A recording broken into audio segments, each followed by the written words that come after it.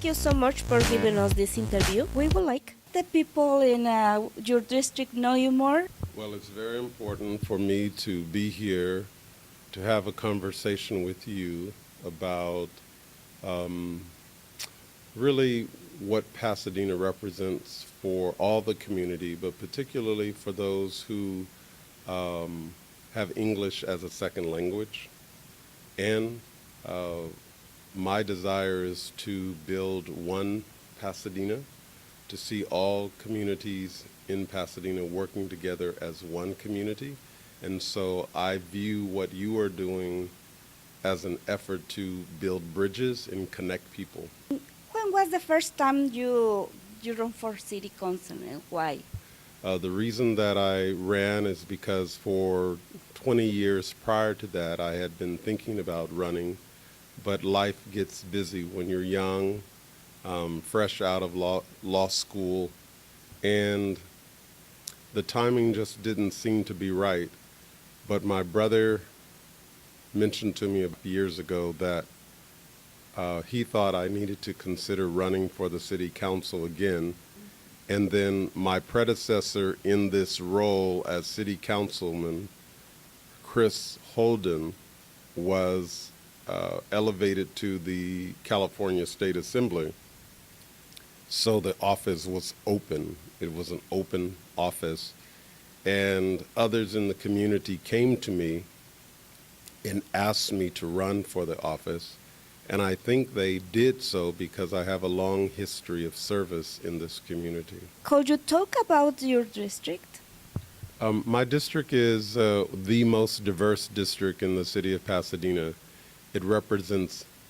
I represent the business interests on Old Town, which is from Lake Avenue all the way over to the 210 freeway, following the 210 freeway on the east side of the 210 freeway all the way to Washington, from Washington in the 210 freeway all the way east to Los Robles, north on Los Robles for several blocks, all the way over to El Molino, on the west side of El Molino, all the way to the freeway again, then a little part of Lake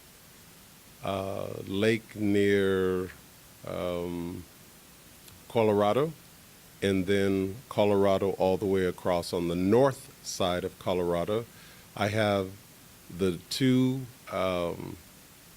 largest public housing projects for affordable housing. That's Community Arms and Kings Villages. But I also have a very serious senior population on Villa,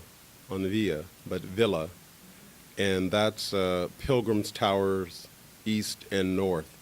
And so I'm happy that I have such diversity. Also, City Hall is in District 3, and we are probably the most vibrant of all the districts in the city, so I'm fortunate to represent District 3. So the diversity is one of the things that define it. What else defines the District 3? I'm glad you mentioned diversity because I view District 3 as a microcosm of the whole city, how we all can work together. We have different opinions, and they're very strong opinions, but it also allows us an opportunity to find connectivity, bridges. And one of the bridges is to make sure the Latino and Spanish-speaking population feels that they have true representation on the city council from District 3. And I make a strong effort to do that. Wanted to have a special outreach to Spanish speakers, and that's why I have 2 district liaison officers. But we're more than just ethnicity. We are some of the extraordinary architecture in this community exists in District 3. We have the main library of the city is in District 3, and libraries represent a safe place for children to become educated and education is integral to making sure that there is a lifelong learning process instilled in the child, and that ensures the success of the child to the young adult to family member, if you will, or father or mother. So this is a great district, just a great district. Most of the development that is happening in the city of Pasadena is happening in District 3. We have Robinson Park undergo an extensive renovation, so we can replace or repair the pool for the children in the neighborhood. But that is going to be an extraordinary project. And we have the largest real estate development that will ever take place in the city of Pasadena on the old Parsons site. The Parsons site is bounded by Union, Fair Oaks, Walnut, and essentially Pasadena Avenue. And so that's going to be an extraordinary project of shops, housing, just community centers, just so much for the community. It's going to be a really nice development, and that development is called Lincoln Properties Development. What are the challenges in your district? Well, there are a number of challenges. One, from day one, I have committed to my residents and the voters that I would ensure that the dilapidated sidewalks would be repaired. That's a real big issue because we want our city to be beautiful, and we also want it to be safe for our seniors and our children. So we've replaced thousands and thousands of feet of dilapidated sidewalks in my district, and I've been a champion for that. Also, there's a big issue about undergrounding utilities, meaning electrical poles, the wires overhead, and also telecommunication wires to put them underground in terms of the beautification of our city, but more importantly, it's safer to have electricity underground than it is to have it overhead. So that project is moving extremely slow but steady in the city of Pasadena and in District 3, and we're deciding whether we want to continue that program because it's a very expensive process to underground all those electrical wires. Additional challenges deal with housing, and housing is critically important for our community because it is extremely expensive, muy caro, to live in Pasadena. It's very expensive.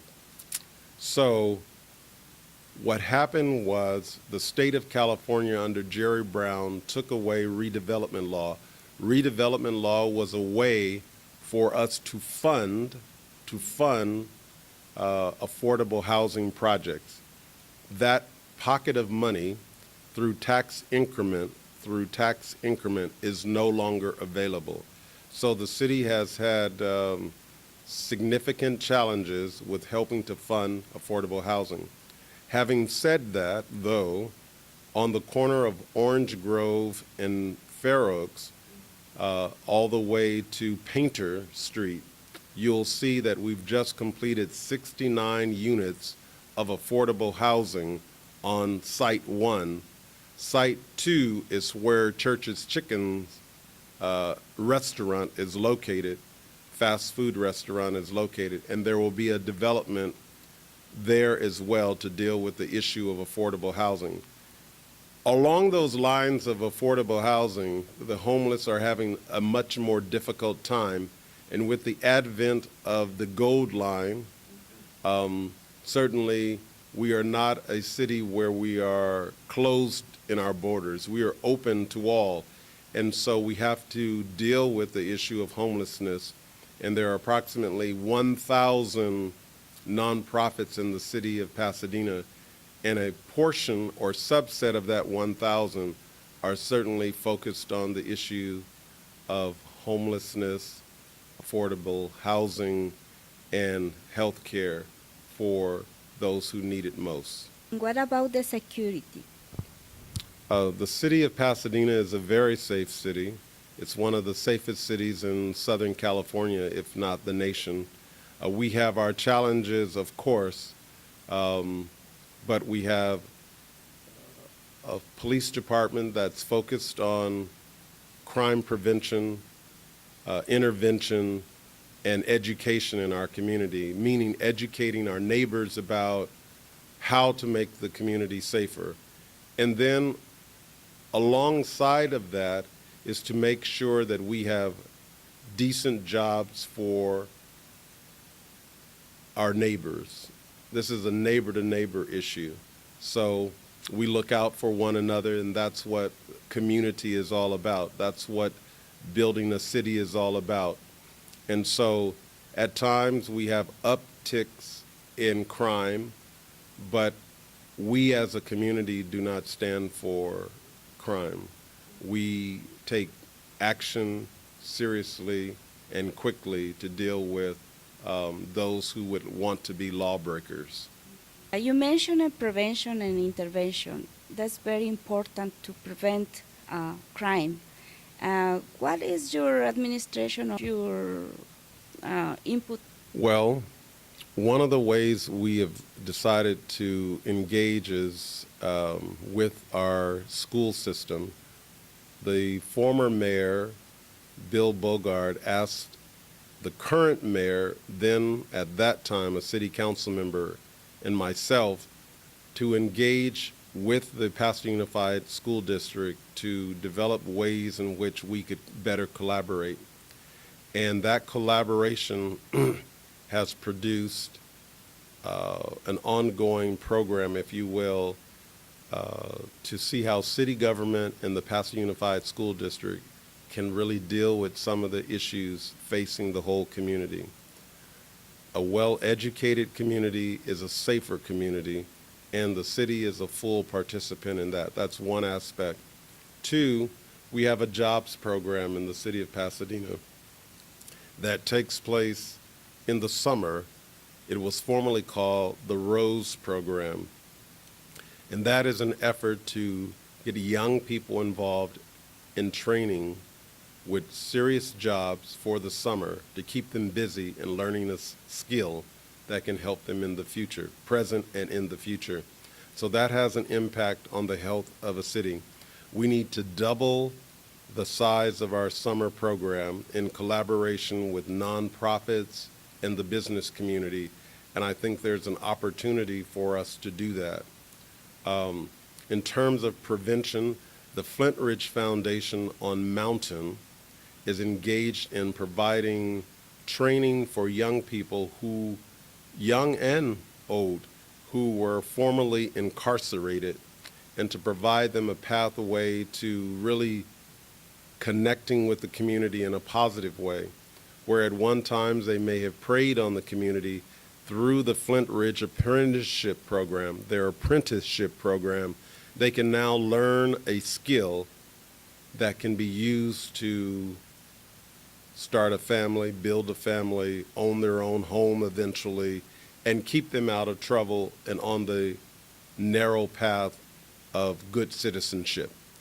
And so there are a lot of opportunities, and we have to grow the resources to provide meaningful programs to keep our young people well educated about opportunities and pathways to successful citizenship. And I think we as a community believe in that, but we need to put more financial resources behind the belief. What are the other projects that you have done? Well, critically important was to find the money to renovate Robinson Park. So I participated in that as soon as I got on the city council. And one of the issues there was to make sure the community was involved in the selection process of the developer and of those who would design the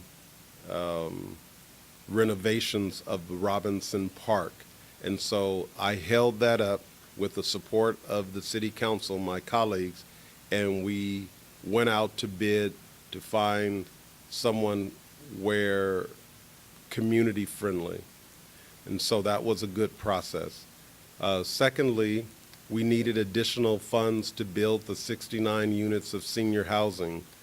I led an effort to the City Council to provide the necessary funding for that project, which was not easy, so we could receive tax credits to build that 69 units of affordable housing.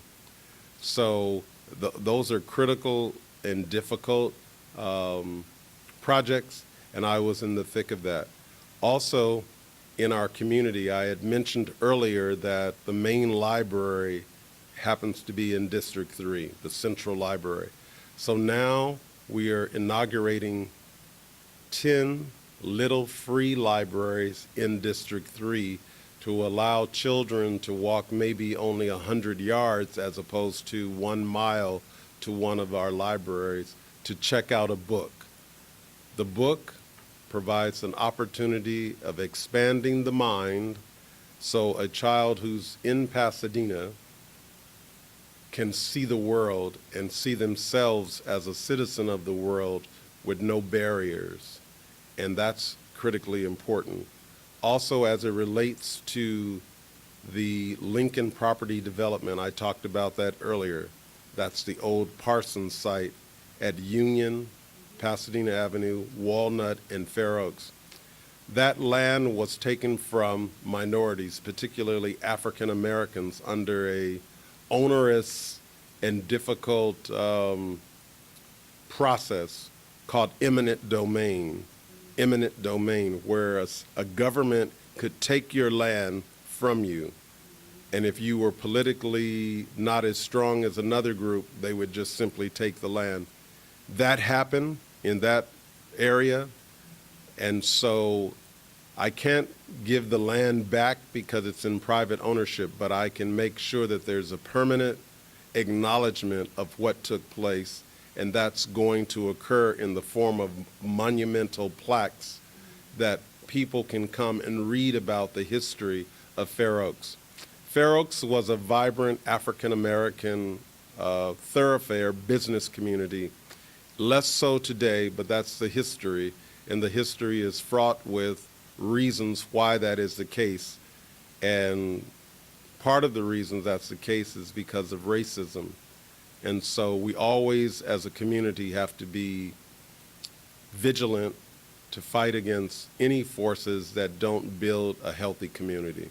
When a constituent needs to talk about an issue in your district or need to present a petition to the city, how could you help support or guide this person?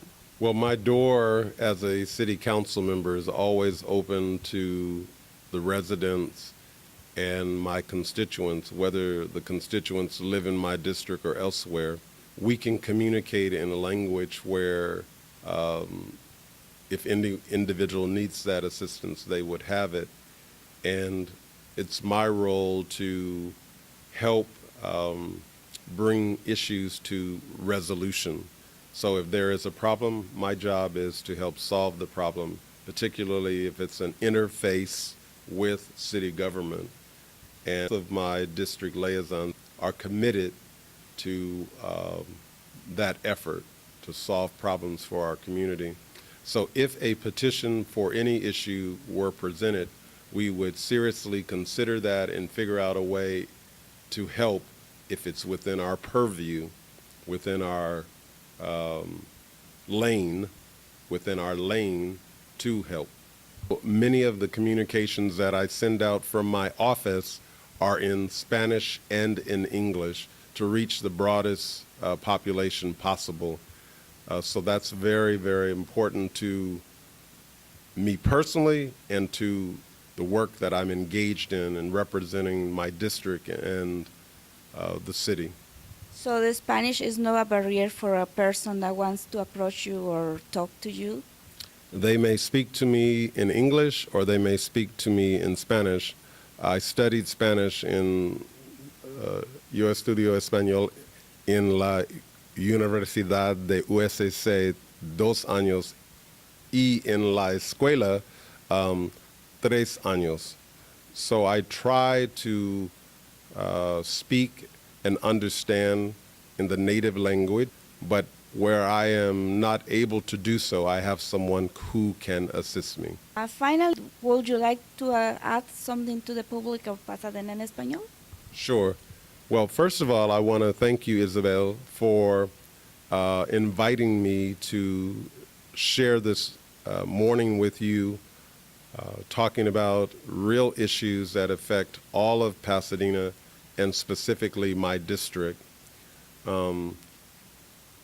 This is a inspired work that you are engaged in, telling the stories of Pasadena, bringing information to those who sometimes don't get the information locally, and hopefully what you're doing will be expanded throughout the city, and I think it helps build a healthier city when people believe that their opinions, their concerns are taken seriously, and I'm happy that you've given me the opportunity to share this morning.